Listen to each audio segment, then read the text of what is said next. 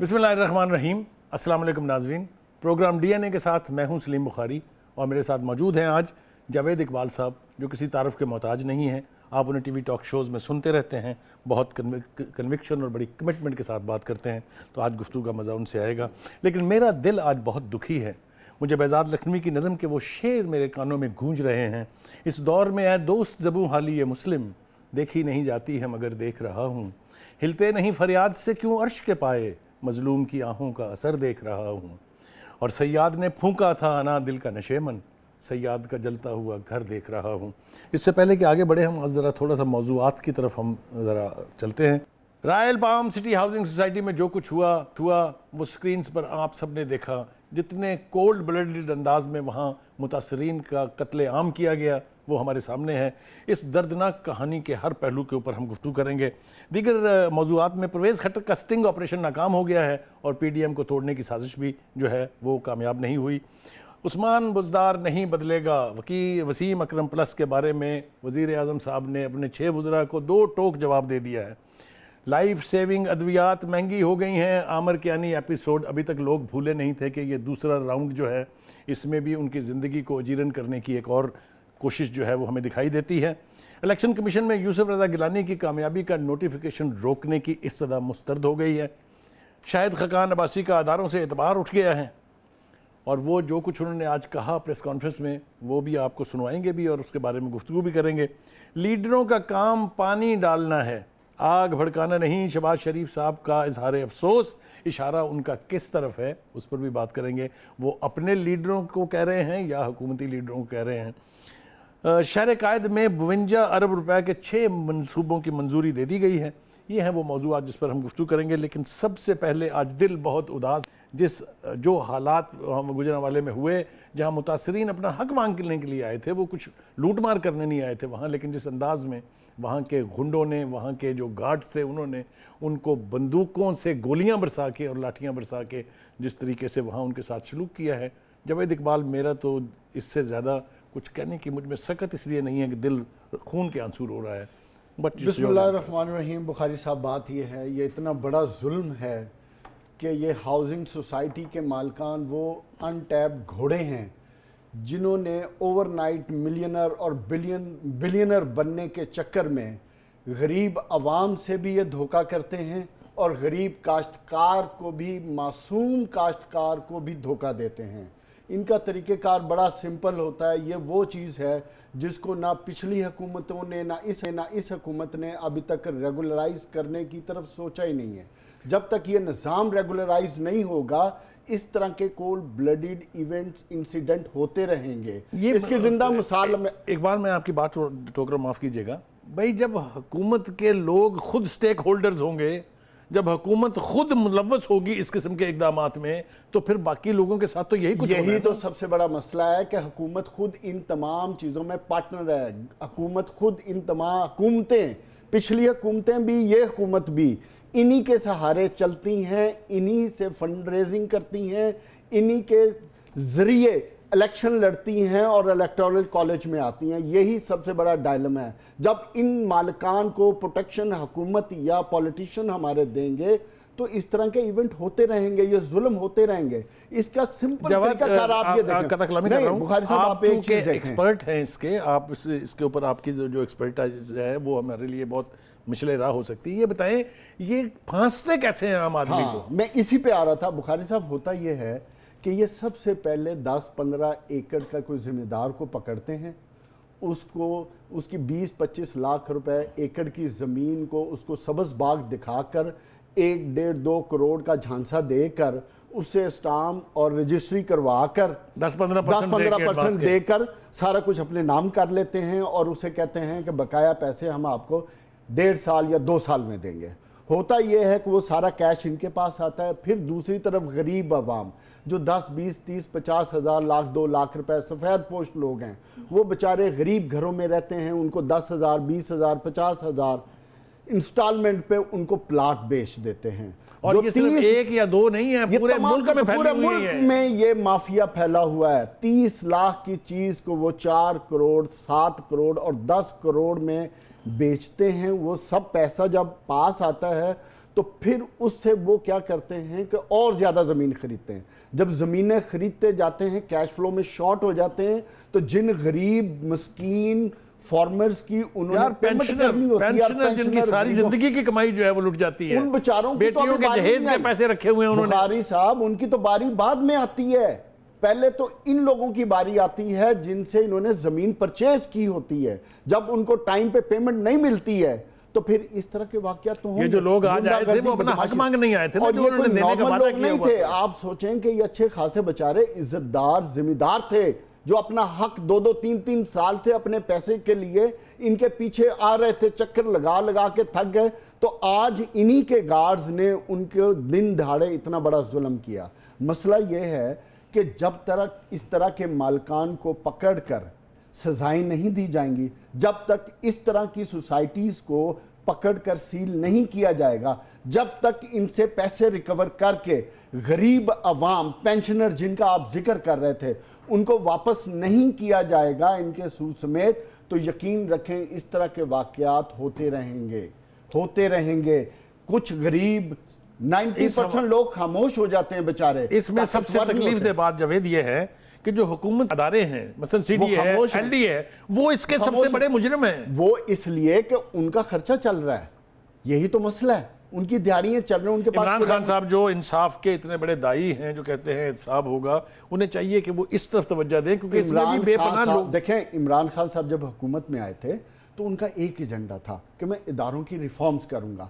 But बदकिस्मती ये है कि हमारे मुल्क का आवे का आवा बिगड़ा हुआ है, इस पूरी कौम का निज़ाम इतना बिगड़ा हुआ है कि यहाँ वो अगर एक चीज को छेड़ते हैं तो दूसरी चीज खड़ी हो जाती है। बदकिस्मती ये है कि उन्हें बाकी सब वादों की तरह से ये वादा भी याद नहीं रहा। परवेज खटक साहब का स्टिंग ऑपरेशन जनाब, उन्होंने अचानक एक ऑफर कर दी है बकौल उनके, उन्होंने प्रेस कॉन्फ्रेंस में कहा कि हमने गफूर हैदरी साहब को जी डिप्टी चेयरमैन सेनेट बनाने का फैसला कर लिया है, या हम चाहते हैं कि वो हमारी। देखें, इमरान खान हैं तो फास्ट बॉलर, उन्होंने परवेज खटक के जरिए ये गुगली कराने की कोशिश की है। मगर ये उनको है या किसी और का है, ये कहीं और से आया है या इमरान खान का आइडिया? नहीं, देखिए बात ये, इसमें फिर बात वो आ जाती है कि जो लोग जिन्होंने चेयरमैन सेनेट को नॉमिनेट किया, आपको भी पता है, उन लोगों ने ही हफीज़ शेख को नॉमिनेट किया था।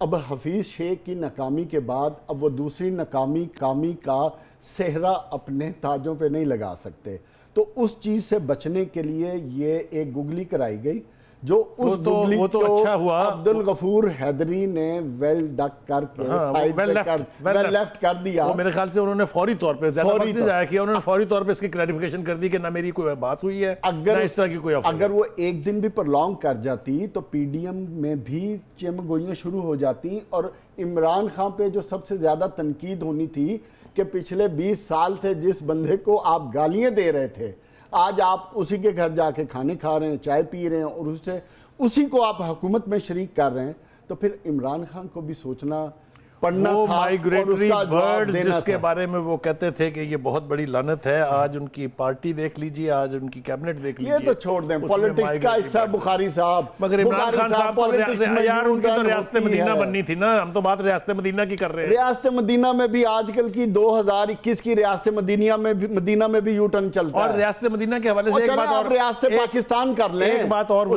नाम बदल लें, कुछ नहीं वजाहत कर दूं कि जो रियासत मदीना थी उसमें एक बड़ी तादाद में मुनाफिकीन भी थे, आपको पता है, मतलब वो सब all was not well even in that state. वो तो रसूल करीम सल्लल्लाहु अलैहि वसल्लम के आने के बाद फिर तब्दीली आई है। अल्लाह करे कि कोई इस तरह की तब्दीली हमारे यहाँ आए, जिसकी मुझे तो कोई तवक्को नहीं है। देखें, हमारी सियासत में जो सबसे बड़ा एलिमेंट जो आज आप तलाश करते फिर रहे हैं वो है इखलाकियात का, मोरालिटी का, ये क्या वैल्यूज का। ये क्या होता है? यही तो मैं कह रहा हूं, आप और मैं वो तलाश करते फिर रहे हैं। वो हमारी तलाश जारी रहेगी, हमारी सियासत में ये तीनों एलिमेंट कहीं मिसिंग है। तवक्को थी कि इमरान खान साहब इस इखलाकियात का पास रखेंगे, लेकिन उन्होंने इमरान खान साहब के माशाल्लाह इर्द गिर्द ऐसे लोग इकट्ठे हो गए जहां इमरान खान साहब को ये तीनों चीजें भूल के सिर्फ एक ही चीज याद रह गई कि यार अब जरा आपके कप्तान की एक जिद और उसकी तरफ नहीं, मेरा कप्तान नहीं जी, ये कप्तान मंसूर अली खान साहब के कप्तान है। तो आप मंसूर अली खान साहब उस्मान बुज़दार जिसे वो कहते हैं कि मेरे वसीम अकरम प्लस हैं, आज उन्होंने अपने सीनियर वजीरों को बिठा के कह दिया है कि जो मर्जी हो जाए, जो मर्जी तुम कर लो, उस्मान बुज़दार कायम रहेगा, एस्टेब्लिशमेंट अलग उसकी अलहदगी का मुतालबा कर रही है। इसमें तो फिर अब आपको इमरान खान को क्रेडिट देना चाहिए। जिद को क्रेडिट, जिद नहीं, डिटर्मिनेशन कहें आप, कि वो बंदे की कन्विक्शन है कि उन्होंने या वसीम अकरम प्लासी से बनाना या टेस्ट मैच बोल्ड आउट होना। उन्होंने दरमियान में कोई चीज रखा नहीं, ड्रॉ करना नहीं चाहते। एक्सक्यूज मी, लेकिन मैं आपको एक बात बताऊं, इसका बहुत नुकसान होने वाला है। इसलिए पार्टी के अंदर आपको पता है 5 धड़े हैं सर, पार्टी 5 पावर बेसिस हैं। सर, अगर वोट ऑफ नो कॉन्फिडेंस आ गया तो मैं आपको बता रहा हूं कि पार्टी के साथ क्या होने वाला है। सियासत में देखें बदकिस्मती क्या है, आपकी सियासत में अवाम की बात नहीं होती, 22 करोड़ अवाम की बात नहीं होती। जिस पार्टी की आप बात कर रहे हैं, ये तो वो घोड़े हैं जिनको जिस तरफ भी चलाया जाएगा ये सारे उसी डायरेक्शन में चलना शुरू हो जाएंगे। आप क्या समझते हैं कि वो इमरान खान से बगावत करेंगे? सोचिएगा भी नहीं कभी। वोट ऑफ नो कॉन्फिडेंस अगर आया और सीक्रेट बैलेटिंग हुई, अगर की बात कर रहे हैं आप, जो दोनों चीजें, वोट ऑफ कॉन्फिडेंस आया तो शायद सिचुएशन और हो। अगर शो ऑफ हैंड्स की बात आई, अगर सीक्रेट बैलेटिंग की बात, वो तो अगर की बात है। कॉन्स्टिट्यूशन में आप अमेंडमेंट कर लें, करके देख लें, वही असर होगा जैसा इलेक्शन कमीशन या सुप्रीम कोर्ट ने आपके गिलानी साहब के फैसले। लेकिन जावेद, एक बात मुझे आप बताएं, ऐसी क्या खूबी है उस्मान बुज़दार में कि इमरान खान साहब अपनी हुकूमत को स्टेक पर डालने के लिए आमादा है, लेकिन उसको तब्दील करने पर आमादा नहीं है। बात ये इनकी जहां से आमद हुई है, गालबन रवानगी भी उसी रूट से होगी। बुखारी साहब, हमारी 60-70% जो अवाम है, आपको पता है, पीरो मुर्शद पे चलती है। पीरो मुर्शद जिस डायरेक्शन में चला दें, हम वो लोग हैं सर नगूं करके पीरो मुर्शद की बातों में चलते हैं। यानी जो मर्जी हो जाए, खान साहब जो मर्जी हो जाए, अपनी तो ये बेचारों की क्या हैसियत है? खान साहब ने अपनी जिद इसलिए नहीं छोड़नी कि उस्मान बाप जिस रूट से आए थे, जिस उसी रूट से वापस जाएंगे। नाज़रीन, ब्रेक के लिए कहा जा रहा है, चलते हैं एक ब्रेक के लिए और वापस आएंगे तो फिर जो अद्वियात का मंजरनामा है उसके ऊपर गुफ्तगू कर देंगे। चलते हैं एक ब्रेक के लिए।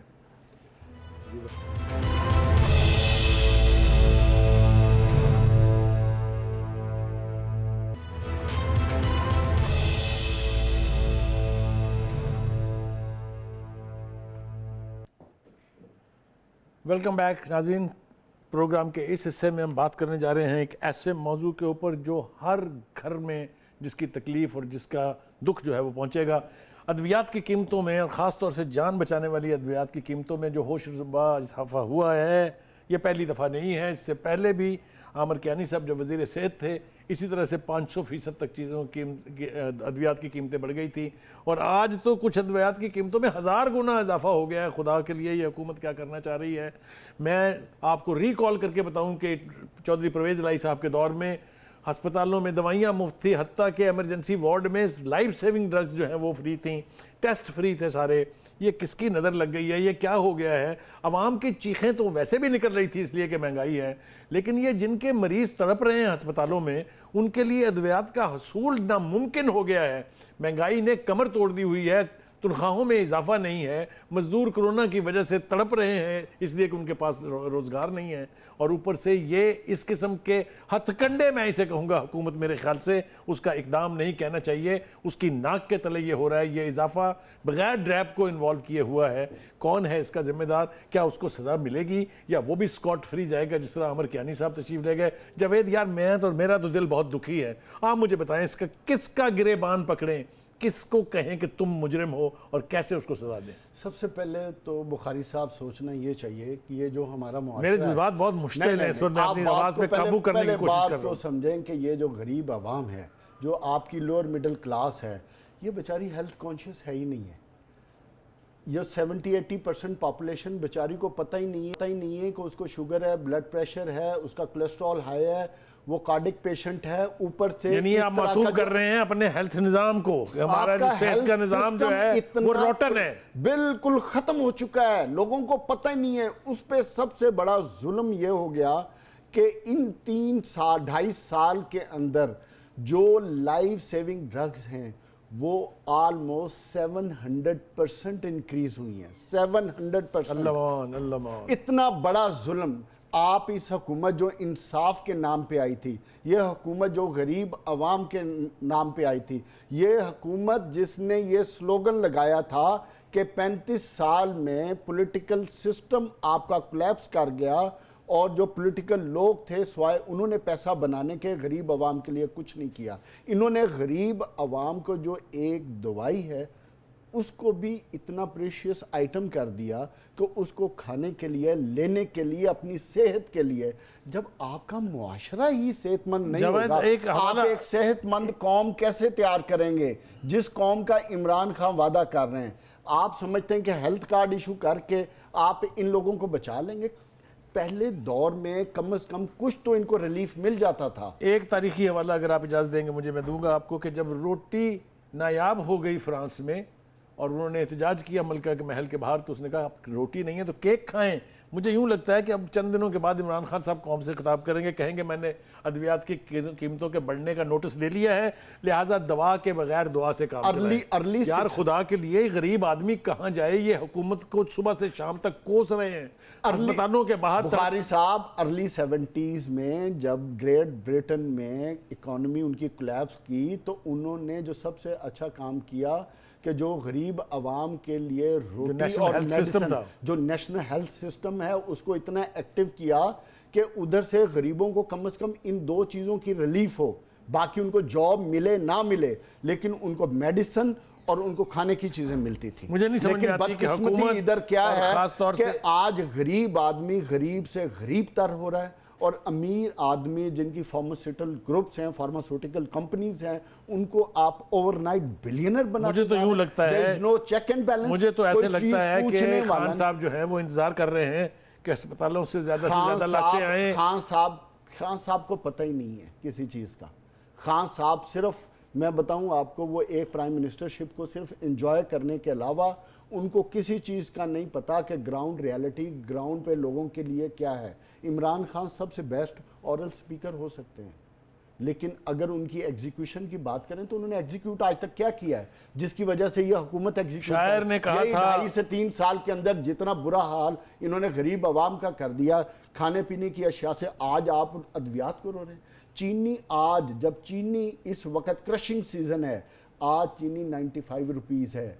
आप देखिएगा महीने 2 महीने बाद ये 150 130। इस हुकूमत के पास कुछ है ही नहीं, कुछ check and balance. Housing societies Faiz Ahmed Faiz ने कहा था बेदम हुए बीमार दवा क्यों नहीं देते, तुम अच्छे मसीहा हो क्यों नहीं देते, मिट जाएगी मखलूक तो इंसाफ करोगे नहीं। वो कहते हैं मिट जाएगी, मुनसिफ हो तो फिर हश्र उठा क्यों नहीं देते। नहीं। खान साहब तवज्जो कीजिए इस सेगमेंट की तरफ।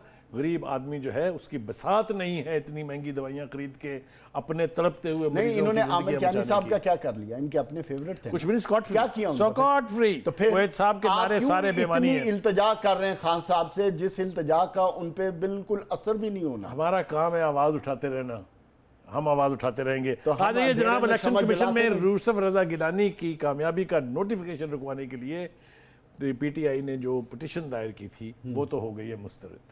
वो होनी थी और होनी भी चाहिए थी।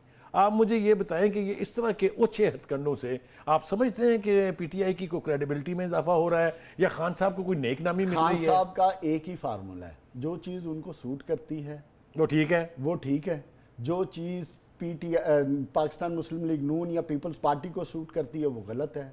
जहां करप्शन इनकी अपनी पार्टी में हो तो वो ठीक है, अब्दुल कादर जीते तो ठीक है, उधर यूसुफ रजा जीते तो गलत है। एक और जब 60 से 70 करोड़ रुपए के साथ आप एक बंदे को पार्टी में पहले टिकट देते हैं, फिर उससे टिकट वापस लेते हैं और फिर आप उसके गले में पट्टा डाल के दोबारा पट डाल देते हैं, वो ठीक है। यूसुफ रजा गिलानी जीते तो गलत है। हिस्टोरिकल फैक्ट आपके साथ शेयर करता हूं और आवाम के साथ भी शेयर करता हूं कि जब सादिक संजरानी साहब का चेयरमैन सेनेट का इलेक्शन था तो उन्हें सीक्रेट बैलेट भी सूट करता था और फिर जिस तरह से वो मनूवर कराया गया उसमें भी पीटीआई मुलव्वस थी।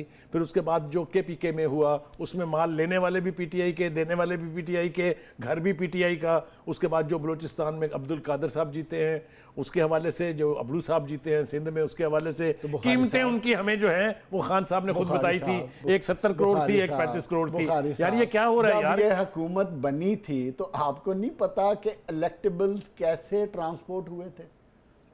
मगर आप भूल गए वो? नहीं, ये तो मुझे 2.5 साल पुरानी मुझे अच्छी बात तरह है। से याद है। और लेकिन जिस मुझे- इलेक्टेबल्स के जरिए इमरान खान आए थे, उन्हीं इलेक्टेबल्स को 4 दिन पहले उन्होंने करप्ट का, बेईमान का, डिसऑनेस्ट का, फिर उन्हीं इलेक्टेबल से उन्होंने 178 वोट ले लिए। वीडियो स्कैंडल के हवाले से जो पिटीशन दाखिल की थी मुस्लिम लीग नून ने, उस पर एतराज़ लगा के वापस कर दिया गया है कि जनाब इसके अंदर एविडेंस कहाँ है, हमें एविडेंस दें तो मैं तब तो हम कहता उसको हूं, entertain मैं करेंगे। ये समझता हूं कि इलेक्शन कमीशन को इस पे एक्शन लेना चाहिए था। वो जो 2 MNAs हैं उनको भी बुलाना चाहिए था।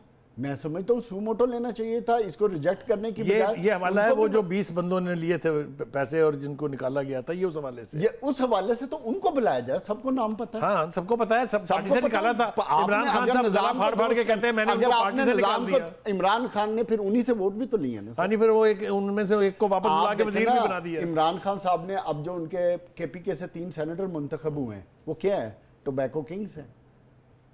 आपको नहीं पता कि टैक्स इन्वेजन जितनी टोबैको उसमें होती है, कहाँ होती है? यार फैसल वाडा के साथ थोड़ी सी ज्यादती हो गई है, बेचारे की वजारत भी गई है, MNA-शिप से उसको रिजाइन करना पड़ा है। और आगे जो नहीं इमरान खान को नहीं फर्क पड़ता आगे सर। से सेनेट का जो इंतखाब वो जीते हैं, उसके ऊपर भी मतलब है बादल छाए हुए हैं कि वो भी इंटैक्ट रहेगा नहीं कुछ होगा, नहीं होता। क्योंकि अगर वो आर्टिकल 62 63 के तहत नाअहल होते हैं तो फिर वो सेनेटर भी नहीं बन सकते। देखें वो सेनेटर बने ना बने, इस पे इमरान खान की सोच तो आप देखें ना, उनका तरीक़ेकार तो देखें। एक दिन 1 घंटा पहले उससे वोट लेते हैं, अगले 1 घंटे में उससे रिजाइन करवाते हैं। आप ये देखिए, ये हम क्या सियासत बना रहे हैं, अपने आने वाली नस्लों को क्या बताना चाहते हैं कि हमने 22 साल स्ट्रगल करके हम ये सियासत का रुख दिखाना चाहते हैं। सिंध हाई कोर्ट ने भी हद कर दी, उन्होंने भी फौरी रिलीफ देने से इनकार कर दिया। उनका पहले तो इस्लामाबाद हाई कोर्ट का फैसला लेके आए। यार जब एक बात तय हो गई है कि इन्होंने झूठ बोला, जिस तरह के इस्लामाबाद हाई कोर्ट का फैसला साफ कहता है कि बादियों नज़र में, और इलेक्शन कमीशन का फैसला भी यही कहता है कि आपने झूठ बोला था, आपके पास ड्यूअल नेशनलिटी थी, आप इलेक्शन नहीं लड़ सकते थे। मुझे आप ये बताएं कि वो जो 3 साल मज़े लिए हैं उन्होंने, पूरी मराहत ली हैं, तनख्वाहें ली हैं, TADA लिए हैं, क्या वो पैसे वापस करने पड़ेंगे अब उनको? पैसे मुझे तो लगता है कि इमरान साहब किसी तरीके से इनको दोबारा फार्मूला निकालेंगे कि दोबारा कोई मिनिस्टर बनाएंगे। आप पिछले पैसे किसने देने हैं? क्या हुआ आपको बुखारी साहब? आप क्यों खाम ख्याली में बैठे हैं कि अवाम की खून पसीने की, टैक्स की पैसे से यह हुकूमत चल रही है और ये पैसे वापस आ जाएंगे? इमरान खान को इन चीज़ों से कोई असर नहीं होता। इमरान खान के पास एक ही बात है, आसिफ जरदारी चोर, नवाज शरीफ चोर, आसिफ जरदारी चोर, नवाज शरीफ चोर। इसके अलावा इमरान खान मतलब जो उनकी हाई मॉरल ग्राउंड थी वो तो फिर आहिस्ता आहिस्ता जो है जमीन बोझ होती जा रही इमरान है। खान साहब को पता ही नहीं है अब के हाई मॉरल ग्राउंड्स होता क्या है। नाज़रीन, ब्रेक का वक्त हुआ है, ब्रेक के लिए कहा जा रहा है। वापस आएंगे तो और मौजूआत जिनका जिक्र हमने शुरू में किया था उस पर बात करते हैं। Stay tuned, don't go away.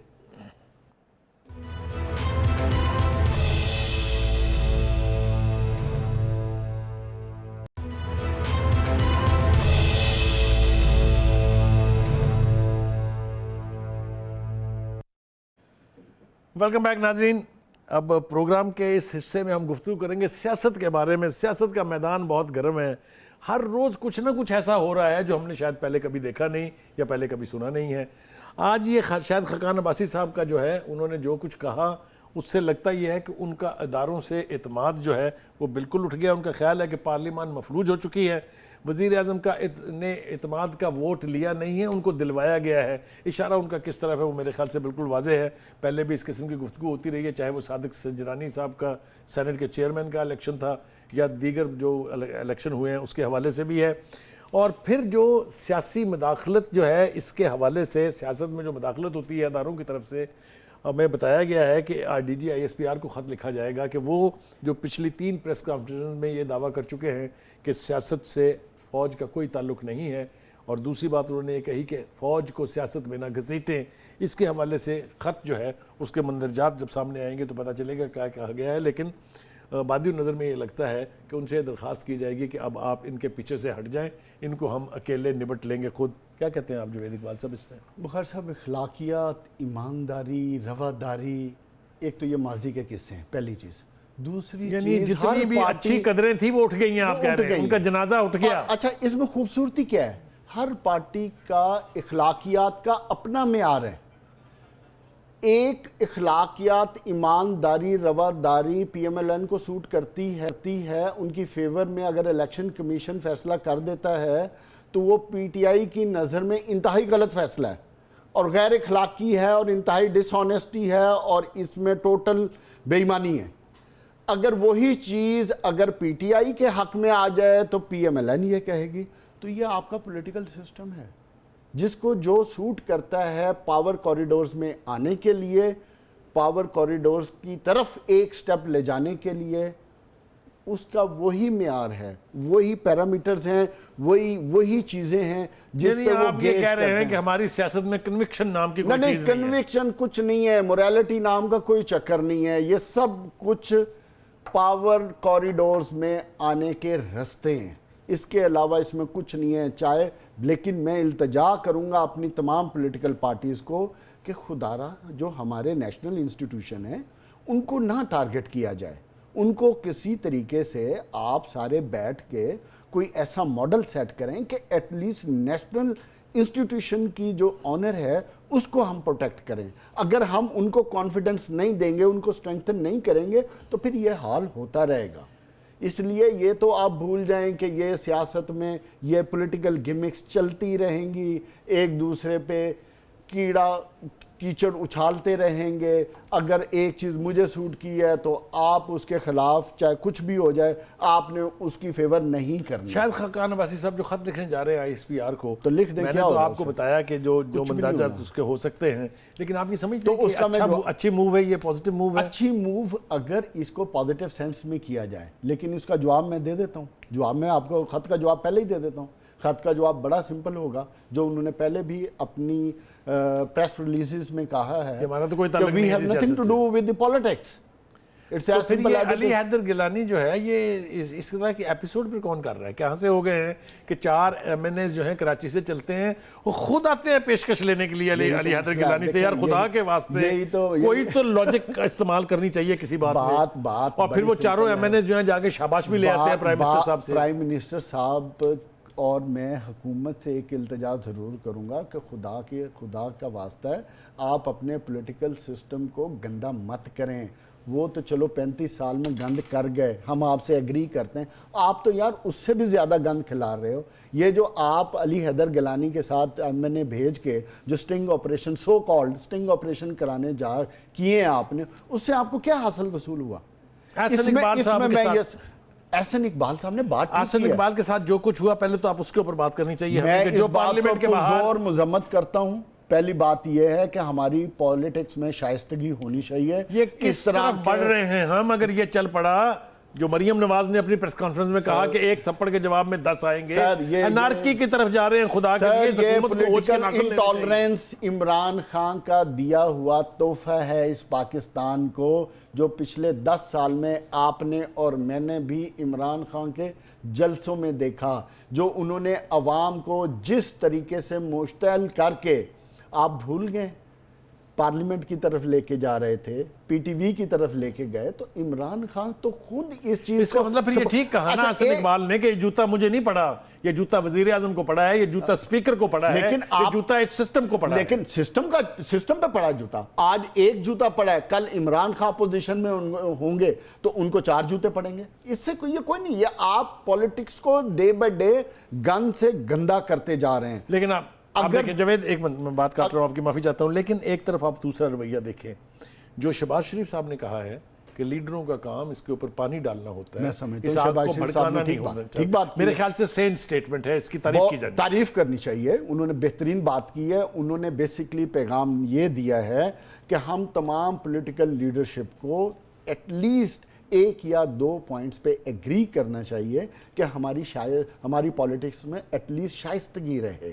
देखें, अगर हमारे अंदर टॉलरेंस रहेगी, एक दूसरे को बर्दाश्त करते रहेंगे, तो यकीन रखें बुखारी साहब आने वाले वक्त में बहुत सी चीजें बेहतर हो जाएंगी। सियासत से अगर टॉलरेंस निकल जाएगी, यही तो पीछे इनटॉलरेंस के नतीजे हमने बाकी सोसाइटीज में भी देखे हैं, दुनिया में भी हमने देखे हैं कि जब अनार्की की तरफ आप जाएंगे तो सब कुछ जमीन बोस हो जाएगा, आपका सिस्टम बैठ जाएगा ना।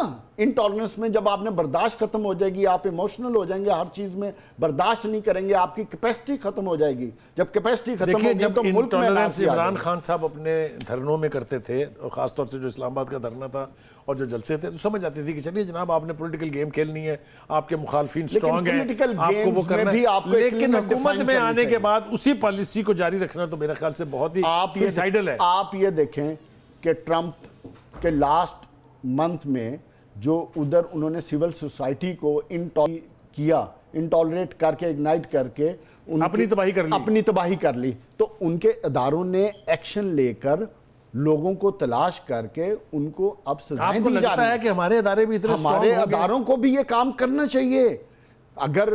अगर देखें मूसा गिलानी वाली एक इवेंट हुआ है, तो मैं समझता हूँ इलेक्शन कमीशन को उस पर एक्शन ले, सुमोटो एक्शन लेकर उन एमएनएस को भी बुलाना चाहिए और इनको बुला के इन सबको इनको सजाएं देनी चाहिए। हमारी रवायत बड़ी जब तक अजीब है, आप कभी- ये रवायात सजाओं का सेट नहीं करेंगे, और मैं समझता हूँ ये जो इनटॉलरेंस है इसकी मेन रीजन आपकी इलेक्शन कमीशन का बिल्कुल साइलेंट होना या कमजोर होना या कमजोर होना तो नॉर्मल चीज है।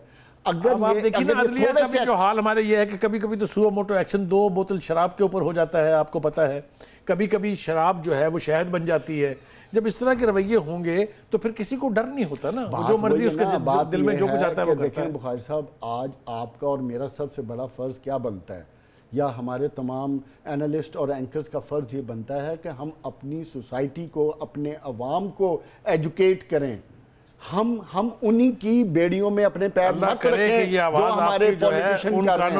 जब तक हम अपनी अवाम में अवेयरनेस नहीं क्रिएट करेंगे, हम अपने अवाम को उनके हकूक के लिए उजागर या उठाएंगे नहीं, तो यकीन रखें वो एक दूसरे को इसी तरह दबाते हैं। असल सवाल वही रहेगा कि who will bell the cat.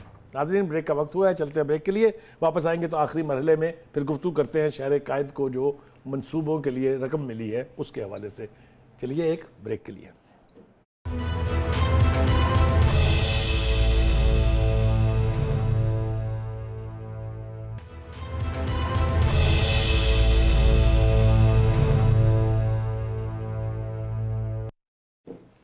Welcome back नाज़रीन, प्रोग्राम का आखिरी मरहला है। गुफ्तगू इसमें होनी है कराची के लिए 52 अरब रुपए के 6 मंसूबों की मंजूरी जो है वो दे दी गई है। ये कोई पहली दफ़ा नहीं है, हमने बहुत दफ़ा सुना पिछली हुकूमतों में भी कि कराची के लिए बड़ी बड़ी पैकेजेस अनाउंस होती थी, चाहे वो ग्रीन लाइन थी, चाहे वो और दीगर मंसूबे थे, चाहे मुख्तलिफ बाईपासेस थे, लेकिन उनके ऊपर अमल दरामद के हवाले से जो ट्रैक रिकॉर्ड है वो कोई बहुत अच्छा नहीं है।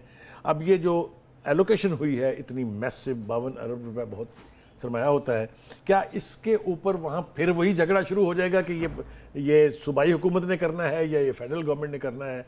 क्योंकि इस फसाद ने भी कराची को बहुत तबाह किया है, हमने जावेद साहब देखा है। आप मुझे बताइए कि ये रकम अगर मिल जाती है तो कराची वो जो रोशनियों का शहर होता था, जो जहाँ अब चौक नाले पड़े हुए हैं, जहाँ गुजरना मुमकिन नहीं है, कूड़ों के ढेर हैं, क्या कराची की शक्ल कभी दोबारा वापस वही बन सकती है?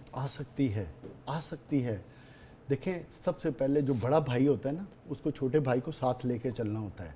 अगर आप मुझे इजाज़त दें तो मैं इसको फेडरेशन को बाप कह दूं। बाप कह दें। फेडरल गवर्नमेंट जब provincial like a father, if they take the provincial government on board, तो देखें उससे 2.5 करोड़ अवाम की बेहतरी का मंसूबा है ये किसी एक इंडिविजुअल का फायदा नहीं है। मैं ये समझता हूं पॉइंट स्कोरिंग की बजाय दोनों को ऑन बोर्ड होकर कलेक्टिवली काम करना चाहिए। ये भूल जाना चाहिए कि क्रेडिट नहीं होना चाहिए। सर, हमने पैगाम यही देना है कि ऐसा होना चाहिए। मैं आपको एक हमें ऐसा ही करना चाहिए। अगर आप इजाजत दें तो मैं थोड़ा और इसमें मैं समझता हूं कि हुकूमत फेडरल गवर्नमेंट को लीड रोल रहना चाहिए कि भाई प्रोविंशियल गवर्नमेंट आप पैसे आपके हक के जो आपका एलोकेशन है, हम इकट्ठे मिलकर मनसूबाबंदी करेंगे, आप फीते काट लें। लेकिन जावेद, आप फटियां लगा लें। जहां ख्वाहिश ये हो कि कभी आर्टिकल 149 के तहत सिंध की हुकूमत पे कब्जा करना है, कभी जीडीए से इत्तेहाद करके उसको वोट आउट करके निकालना है। मसला तो यही है, जब अवाम की बात आप नहीं करेंगे, जहां आप पॉलिटिकल पॉइंट स्कोरिंग और अपनी पावर शो करना चाहेंगे और आवाम को ये बताना चाहेंगे कि ये नालायक, नखट्टी, गंदी प्रोविंशियल गवर्नमेंट है, सब कुछ हम कर रहे हैं, तो फिर उधर ऐसी सिचुएशन बिल्ड करना नामुमकिन हो जाएगी जो आइडियल सिचुएशन की आप और मैं बात कर रहे हैं।